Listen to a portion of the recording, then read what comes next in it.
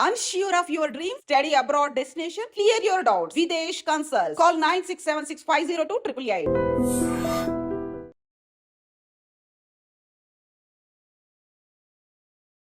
నమస్తే, welcome to I dream social spotlight with Kavitha.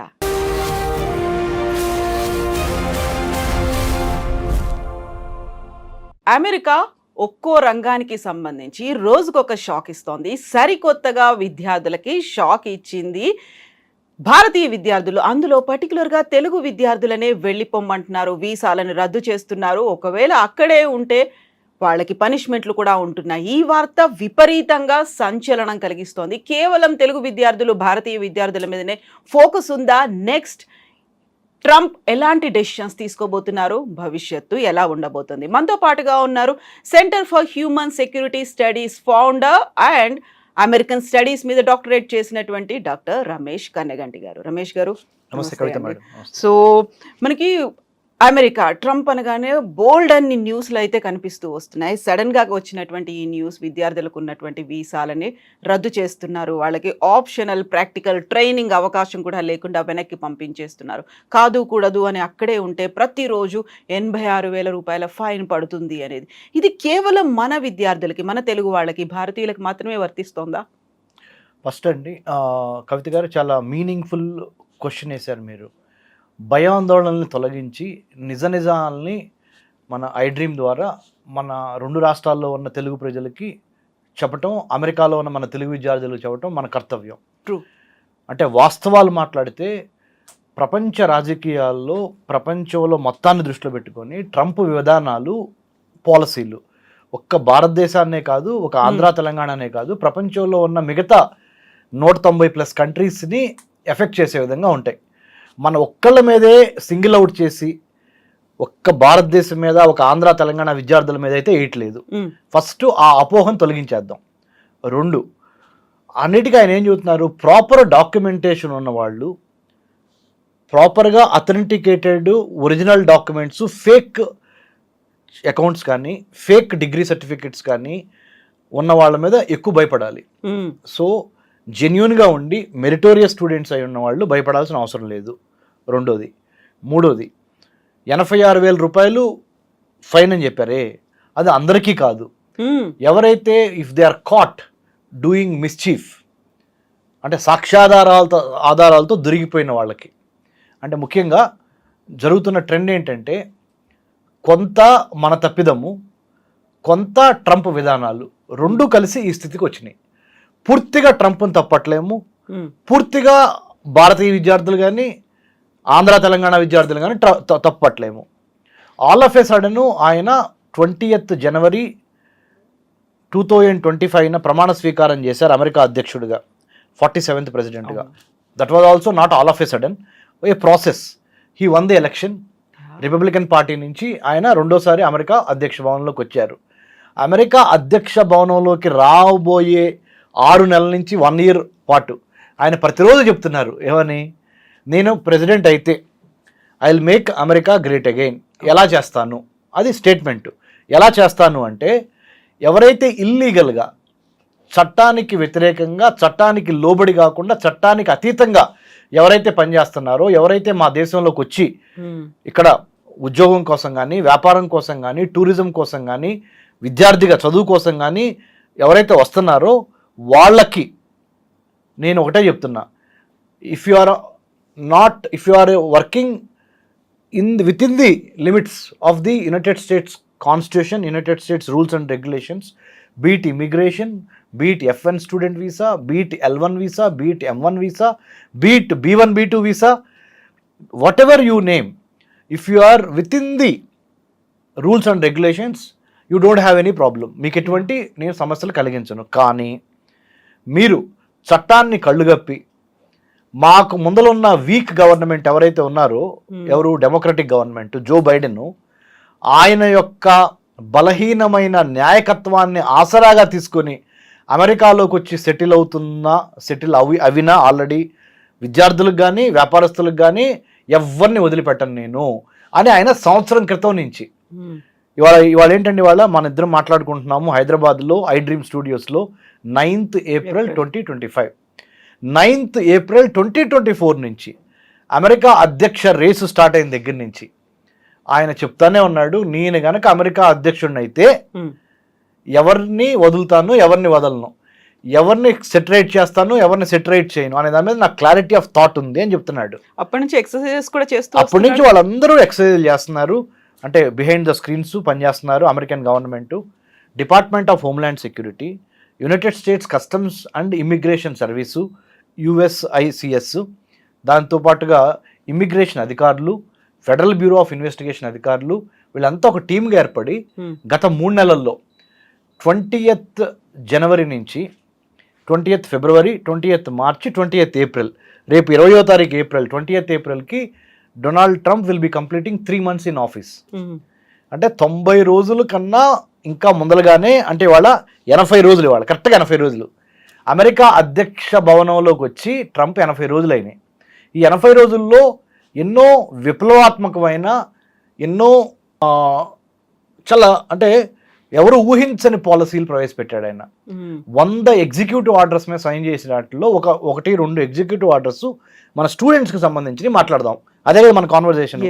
Number 1 ఏంటంటే F1 student వీసాలు తీసుకొని మీరు ఇండియా నుంచి కానీ వేరే దేశాల నుంచి కానీ అమెరికా రావడానికి సంబంధించిన విషయాల మీద నేను కొన్ని నిర్ణయాలు తీసుకున్నా. ఆ నిర్ణయాలు ఏంటంటే ఆప్షనల్ ప్రాక్టికల్ ట్రైనింగ్ అని చెప్పి ఏదో ఒక కంపెనీ దగ్గర పుట్టగొడుగులాగా పుట్టుకొస్తున్న అమెరికాలో ఉన్న కంపెనీల దగ్గర మీరు ఆఫర్ లెటర్ తీసుకొని తిమ్మిని పంపించేసి మమ్మల్ని ఏదో విధంగా మమ్మల్ని మాయ చేద్దాం అనుకుంటే కుదరదు. అక్కడే సెటిల్ అవుదాం అనుకుని ఆశపడితే నెంబర్ 1 F1 స్టూడెంట్ నుంచి H1Bకి ట్రాన్సిషన్ ఉంటుంది, ద మెటామార్ఫసిస్ అంటారు. అంటే F1 స్టూడెంట్ విద్యార్థిగా మీరు వెళ్ళి F1 వీసాతో వెళ్ళిన తర్వాత మీ MS పూర్తయిన తర్వాత H1Bకి మధ్యలో ఒక 3-4 ఏళ్ల పాటు మిమ్మల్ని మీరు సెల్ఫ్ సస్టైన్ చేసుకోవాలి. ఒకటి ఓపీటీ సక్సెస్ఫుల్గా అవ్వాలి.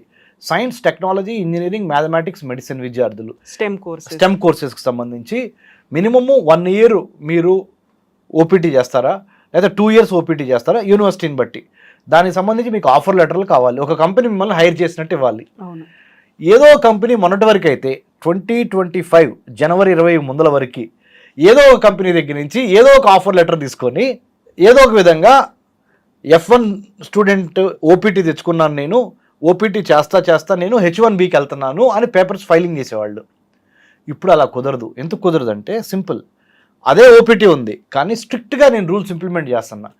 మీరు ఓపీటీ ఆఫర్ లెటర్స్ వచ్చినాయే, అందుట్లో జెన్యూన్ కంపెనీలు ఎన్ని, ఫేక్ కంపెనీలు ఎన్ని, మీకు నిజంగా ఎంత స్టైఫండ్ వస్తుంది ఆ ఓపీటీ చేయటం మూలాన, ఆ కంపెనీ పలానా X company how much is it paying for you per month అనే దాని మీద clarity of thought, clarity of మైండ్తో పాటు forensic investigation, digital investigation, all your footprints in the digital world.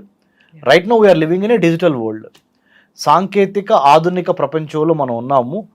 Facebook దగ్గర నుంచి, ట్విట్టర్ దగ్గర నుంచి, ఇన్స్టాగ్రామ్ దగ్గర నుంచి, యూట్యూబ్ దగ్గర నుంచి, ఈమెయిల్ దగ్గర నుంచి, జీమెయిల్ వరకు everything is traceable, trackable, identifiable. కాబట్టి నువ్వు మొన్నటి వరకు జో బైడెన్ ఏం చేశాడు, అంత లోతుగా వెళ్ళి ఇవన్నీ పరీక్షించాల. ఎందుకు? ఆయన ఎజెండా ఏంటి? ప్రపంచ దేశాలలో అందరూ వచ్చి అమెరికాలో ఉండాలి అనేది ఆయన ఎజెండా.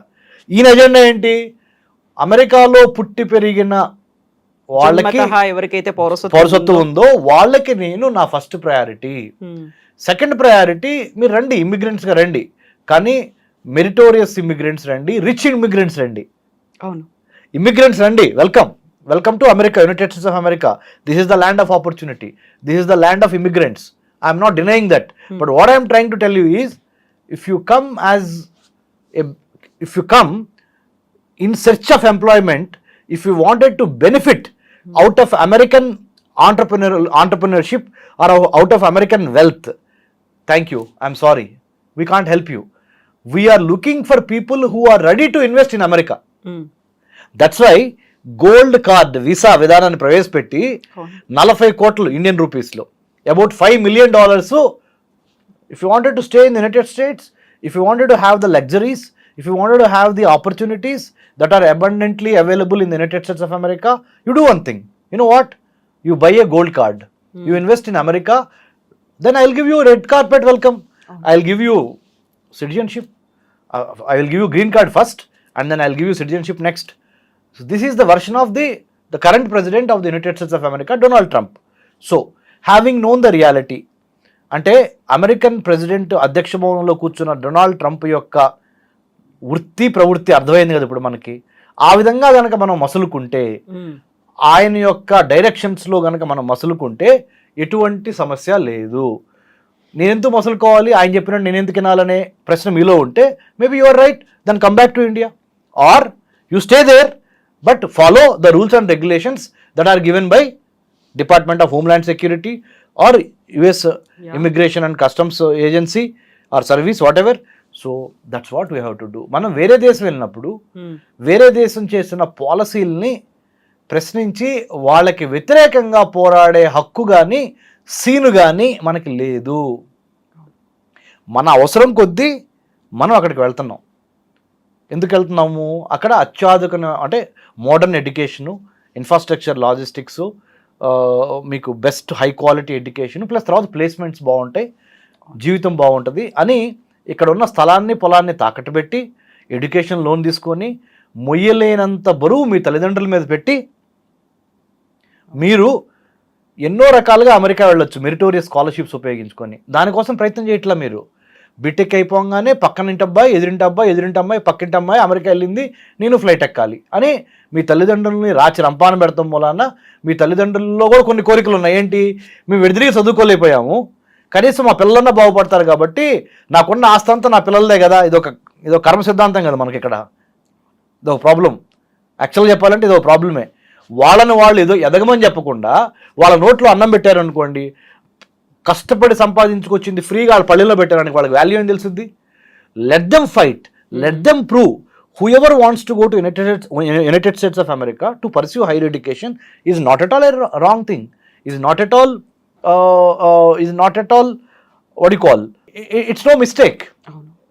తప్పేం కాదు, వెళ్ళాలి. కానీ ఎలా వెళ్ళాలి, ఎందుకు వెళ్ళాలి, వెళ్తాం వలన ఎంత ఖర్చు అవుతుంది, ఆ ఖర్చు అమ్మ నాన్న భరించే స్టేజ్లో ఉన్నారా, లేకపోతే మీరు రేపొద్దున ఉద్యోగం సంపాదించి ఆ బ్యాంక్ లోన్ తీర్చే స్టేజ్లో మీరున్నారా? లేరు. ప్రపంచంలో కోవిడ్-19 తర్వాత, కరోనా వైరస్ తర్వాత ప్రపంచం ఆర్థికంగా అల్లకొల్లోలం అయిపోయి అమెరికాకి చైనాకి బిగ్ పిక్చర్ తెలుసుకోండి. Students, I request you to understand the geopolitics, understand the geoeconomics. అంటే తెలుగులో చెప్పాలి అంటే ఫస్ట్ మీరు న్యూస్ పేపర్ చదవండి. అమెరికా వెళ్దాం అనుకోవటం తప్పు కాదు, యూరోప్లో చదువుకోదాం అనుకోవడం తప్పు కాదు.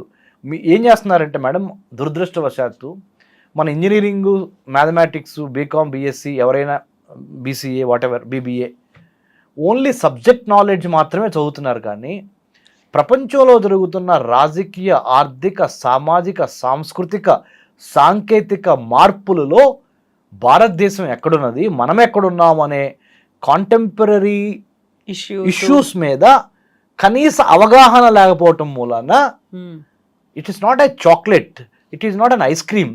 You have money and you wanted to buy it. There are many other implications and consequences of your decision that you want to go and study abroad. By taking collateral security and big loans of 1 crore, 50 lakhs, 70 lakhs, 80 lakhs. ఎక్కడి నుంచి madam? 70 లక్షలు, 80 లక్షలు ఒక తల్లిదండ్రులు మీకు pay చేయాలంటే ఎంత ఇబ్బంది. వాళ్ళు మీకు మొహం మీద చెప్పలేరు, అరే వెళ్ళొద్దురా అమ్మ వెళ్ళొద్దని చెప్పలేరు. చెప్తే మీరు సీరియస్ అవుతారు చెప్తే. అంటే పిల్లలు మరి పీర్ ప్రెషర్, అంటే పక్కింటి వాళ్ళు వెళ్ళారు, ఎదురింటి వాళ్ళు వెళ్ళారు, పై ఇంటి వాళ్ళు వెళ్ళారు, ఇది ఒక ఒత్తిడి. మా అబ్బాయి అమెరికాలో ఉన్నాడు, మా అమ్మాయి అమెరికాలో ఉంది, ఇది ఒక గొప్ప. వీటన్నిటి మధ్య పేరెంట్స్ నలిగిపోతా, సర్లే ఇక మనం ఎడిదిరిగి మంది అయిపోయింది, మనకున్న ఆస్తులు, స్థలాలు, పొలాలు తాకట్టు పెట్టి పంపిద్దామని పంపిస్తున్నారు. వాళ్ళ భవిష్యత్తు కదా అని పంపిస్తున్నారు కవిత మేడం గారు. ఏమవుతుంది? ట్రంప్ లాంటి వాడు వస్తున్నాడు. ట్రంప్ లాంటి వాళ్ళు వచ్చినప్పుడు ఏమంటున్నారు? Localisation has become the new globalisation.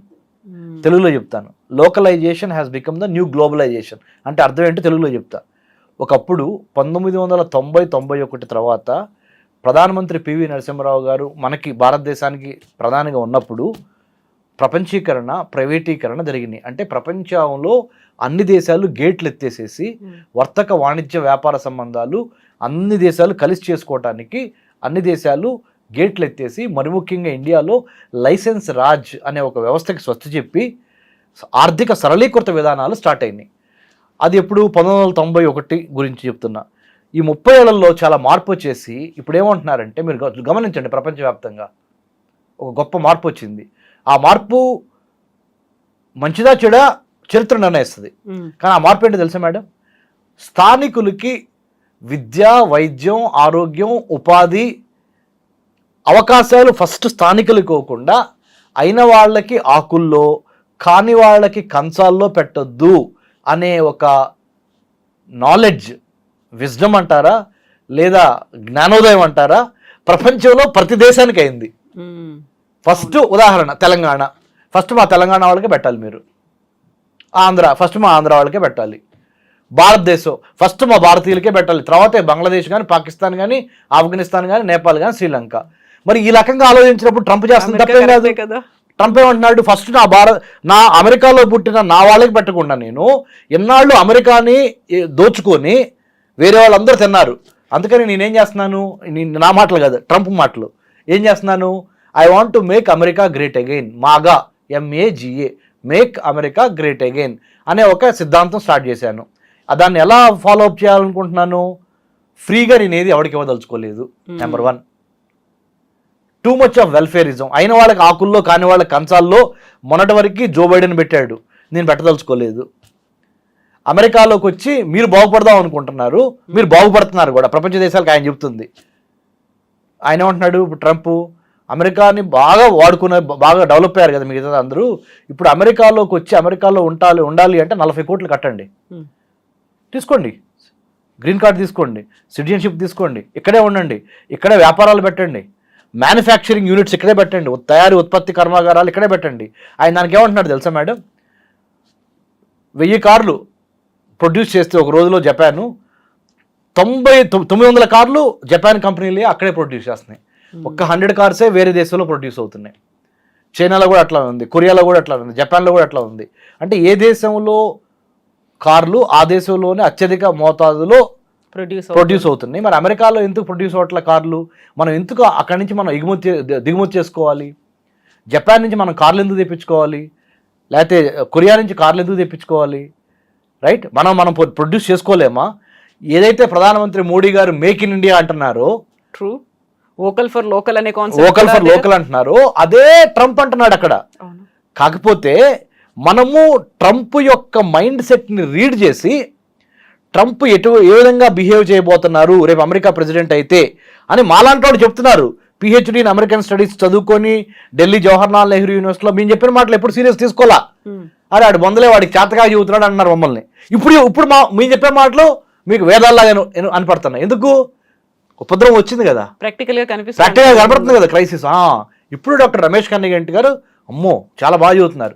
బాబు, ఈ మాటను నేను 4 ఏళ్ల నుంచి 5 ఏళ్ల నుంచి 6 ఏళ్ల నుంచి చెబుతున్నా. సొంత దేశంలో మన సొంత పరిజ్ఞానాన్ని డెవలప్ చేసుకోవటం అంత ఉత్తమం ఇంకోటి లేదు. Self reliant, self dependent, self confident, self indigenously developed అనే దాని మీద మనము చేసుకుంటా అమెరికా వెళ్ళండి, తప్పలేదు. I'm not asking you not to go to United states. I'm not saying, I'm not propagating that going abroad is wrong. No, I'm not doing that. I have been abroad. I won a scholarship and have gone abroad. I got a meritorious scholarship. My dad is an agricultural laborer.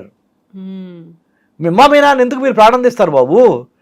మీకు చదవాలనే పట్టుదల ఉంటే, కడుపులో కసి ఉంటే, దృఢ నిశ్చయం ఉంటే, లక్షల లోన్లు అమ్మా నాన్న ఆస్తులు తాకట్టు పెట్టి తీసుకోవటం ఎందుకు? United states India education foundation ఉంది, దాని స్కాలర్షిప్స్ కొట్టండి. అబ్దుల్ కలాం ఫెలోషిప్ ఉంది, హ్యూబర్ట్ హంఫ్రీ ఉంది, తర్వాత ఫుల్ బ్రైట్ ఉంది, జూనియర్ ఫుల్ బ్రైట్ ఉంది, సీనియర్ ఫుల్ బ్రైట్ ఉంది.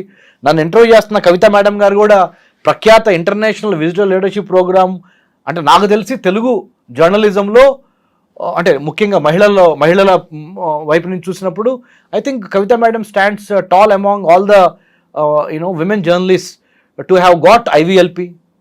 నన్ను ఇంటర్వ్యూ చేస్తున్న కవిత మేడం గారు, నాకు IVLP ఉంది to develop American studies curriculum for Indian universities అనే అంశం మీద 2011లో నాకు American state department IVLP fellowship ఇచ్చి అమెరికాలో 10 యూనివర్సిటీస్ తిప్పింది నన్ను. అరే ఒక వ్యవసాయ కూలీ కొడుకున్నాయా బాబు నేను? What I'm trying to tell you is, మీరు వెళ్తాం తప్పు కాదు, మెరిట్ స్కాలర్షిప్స్ ఏంటి, దాన్ని ఎలా సాధించాలి, ఆ సాధించడానికి ఫేజ్ 1, ఫేజ్ 2, ఫేజ్ 3 లేదా plan A, plan B, plan C ఎలా అప్రోచ్ అవ్వాలి అనే దాని మీద మేధోమథనం చేసి మీరు మేధోమథనం చేయలేకపోతే because of your age, because you are only 20, 21, 22, you come to అస్.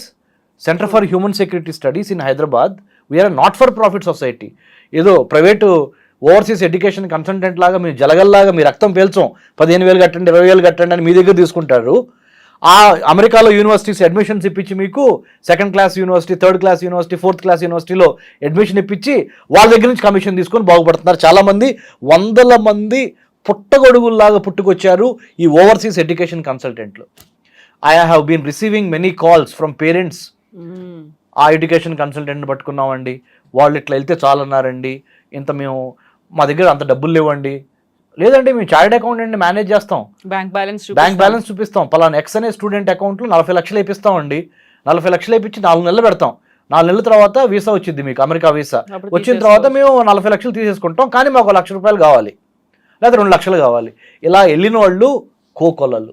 ఇప్పుడు డొనాల్డ్ ట్రంప్ ఏం చేస్తున్నాడు, తీగలాగితే డొంక గదిలినట్టు ఇవన్నిటిని చెక్ చేసి బయటకు వస్తున్నాయి. కాబట్టి తప్పు మొత్తం, it is easy to say you are wrong, but 4 fingers are looking at me, 1 finger if I'm sowing.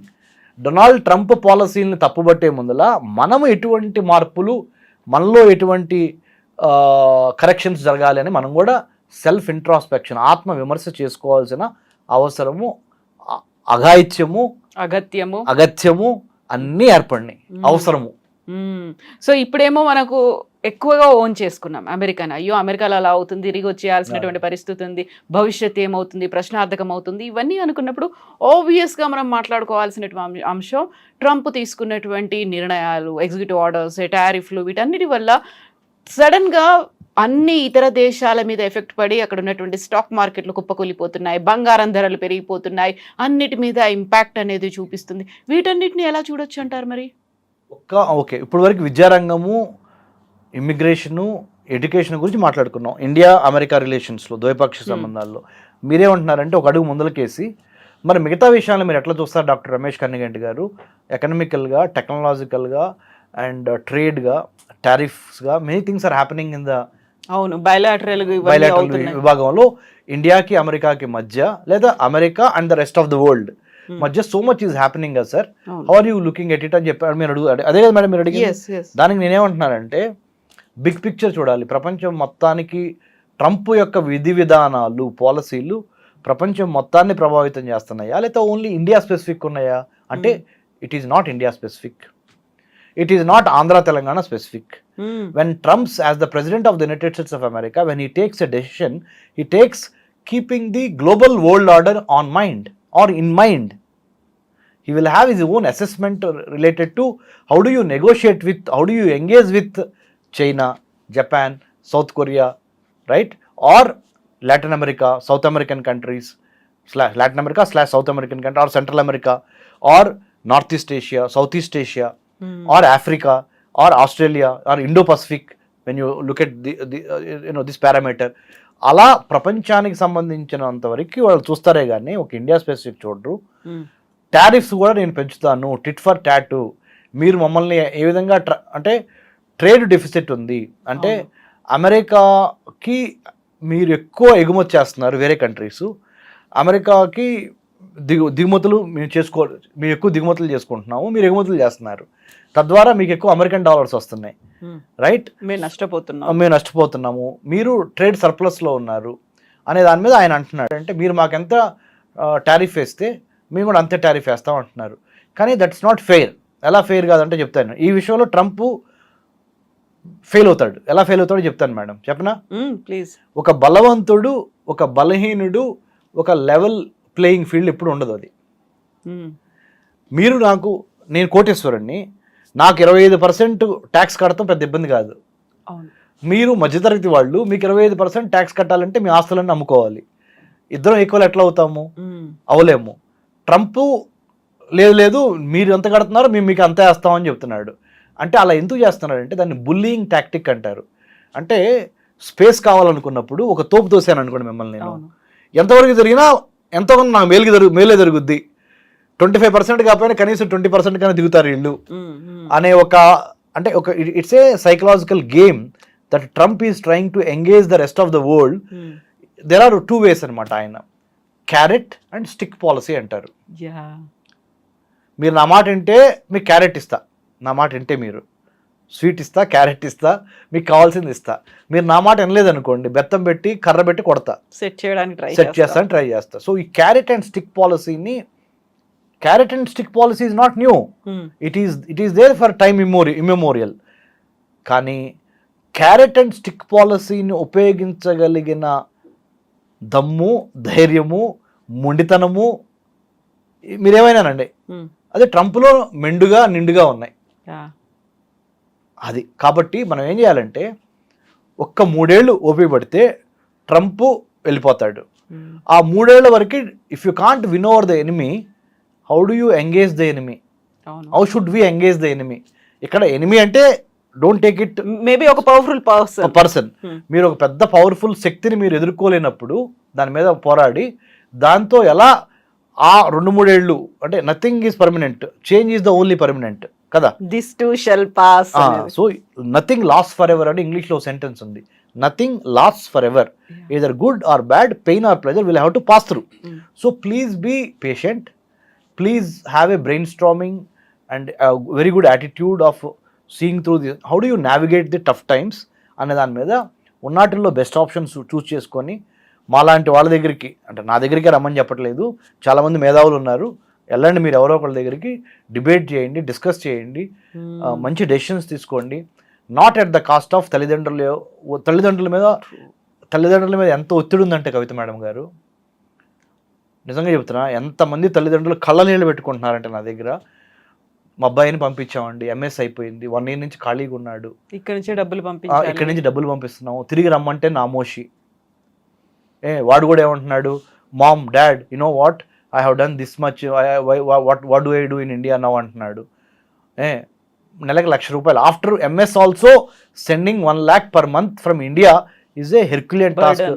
చాలా పెద్ద బర్డెన్, మా వల్ల కావట్లేదు సార్, ఏం చేయాలి సార్. ఇలా ఇది ఒక సెక్షన్ ఆఫ్ కాల్స్.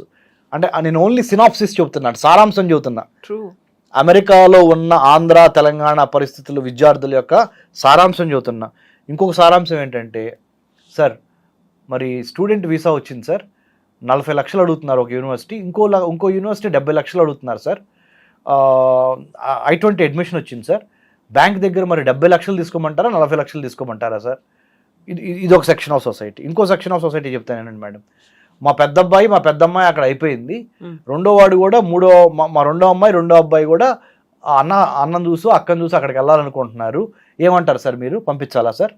ఇది 3వ సెక్షన్. 4వ సెక్షన్ చెప్తానండి మేడం, 2 సెమిస్టర్స్కి బ్యాంక్ లోన్ ఇచ్చింది, మిగతా 2 సెమిస్టర్స్కి మ్యాచింగ్ గ్రాంట్ అడిగారు కొన్ని బ్యాంకులు అడిగారు, అది ఇవ్వలేక వస్తున్నాం, ఏం చేయాలి సార్. ఇది ఒకటి సెక్షన్. ఇంకో సెక్షన్ చెప్తాను మేడం, సినాప్సిస్ సారాంశం.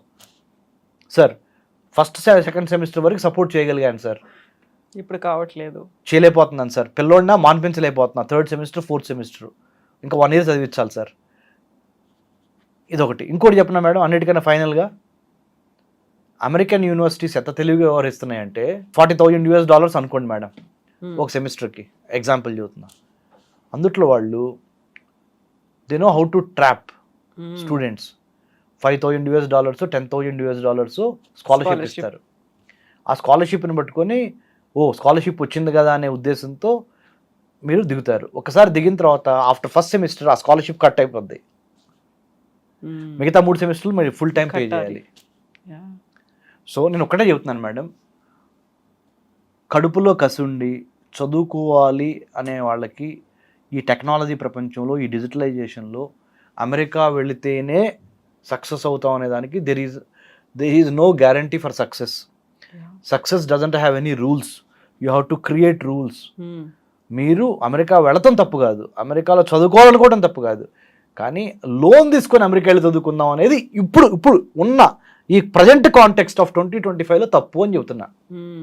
మెరిట్ స్కాలర్షిప్ మీద వెళ్ళండి, లేదా ఒక 2 years ఇండియాలో పనిచేయండి, ట్రంప్ దిగిపోతాడు, ట్రంప్ దిగిపోయిన తర్వాత వెళ్ళండి. మీరు ఏమంటారు, తెలివిగా కొంతమంది చూసేవాళ్ళు, సరే ఆ మాత్రం మాకు తెలియదే ఏంటి, ఏజ్ అయిపోతుంది కదా అంటారు. అరే బాబు, 2 years ఇక్కడ వర్క్ ఎక్స్పీరియన్స్ సంపాదించండి, అమెరికన్ ఎడ్యుకేషన్లో వర్క్ ఎక్స్పీరియన్స్కి చాలా వాల్యూ ఉంది. మనలాగా 10th అయిపోగానే 12th అయిపోగానే డిగ్రీ అయిపోగానే MA MPhil PhD ఇది కాదు. అక్కడ థియరీ కొన్నాళ్ళు వర్క్ ఎక్స్పీరియన్స్, ప్రాక్టికల్స్, మళ్ళీ థియరీ మళ్ళీ ప్రాక్టికల్స్. అది అమెరికన్ ఇండస్ట్రీలు కూడా ఆహ్వానిస్తుంది దాన్ని. So your employment opportunities will be more when you have a degree and A work experience put together.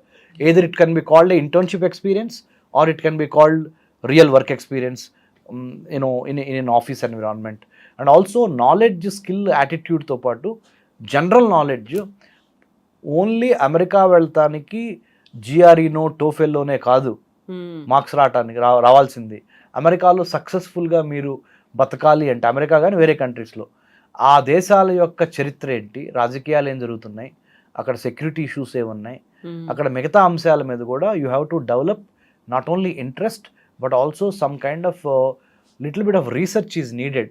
అందుకనే మా centre for human security studies ద్వారా మేము ఏం చేస్తామంటే madam, pre departure orientation classes కూడా పెడతాం.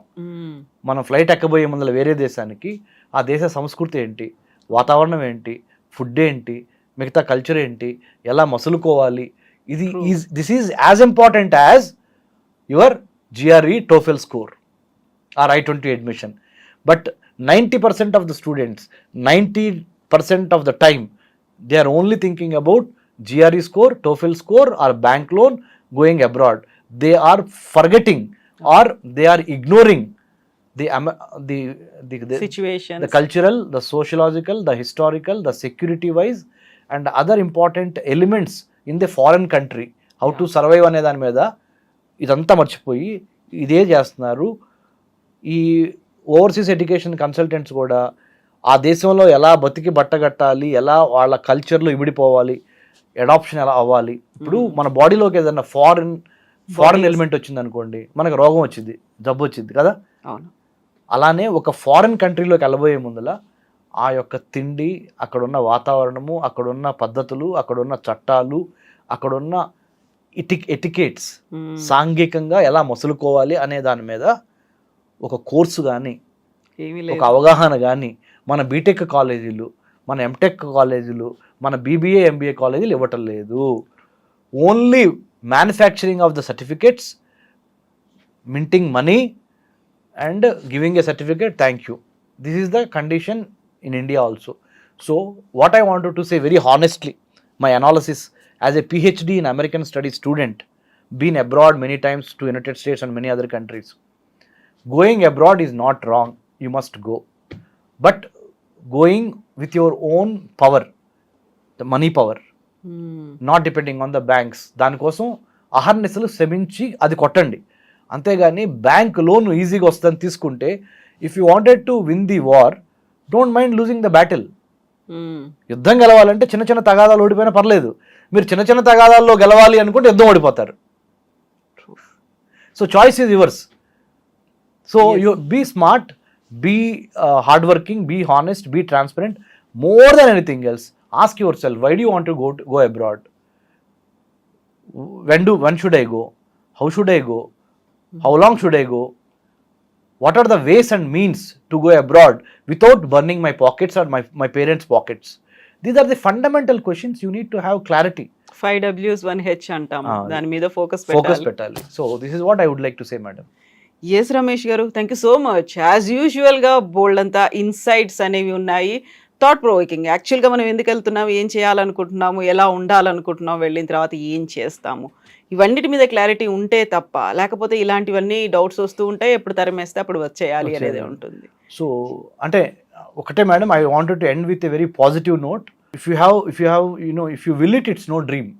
If you will it, will it, it's no dream. ఏదైనా సాధించగలరు, తప్పులేదు, వెళ్తాం. కానీ వెళ్ళండి, ప్రాపర్ హోంవర్క్తో వెళ్ళండి. ప్రాపర్ హోంవర్క్ చేయటంలో మాలాంటి వాళ్ళ సహాయం తీసుకోండి. అదొక్కటే చెప్తుంది. సో ఎందుకంటే unlike a movie, there is no second take in life. Life is only once. ఒక్కసారి వెళ్ళారు అంటే సక్సెస్గా తిరిగి రావడానికి సంబంధించి ప్రిపేర్ అయ్యండి. Plan, prepare, perspire and inspire. Jai Hind అనే మాటతో doctor Ramesh Kanniganti concluding the session. Thank you so much Ramesh garu. Will talk on more issues again. Thank you so much. Thank you.